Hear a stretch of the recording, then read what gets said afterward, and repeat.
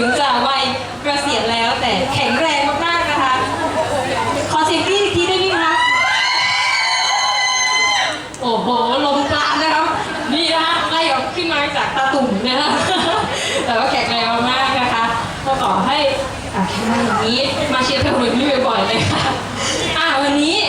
แน่นอนทุกคนหลายคนเลยล่ะรอน้องน้ำอยู่น้องก็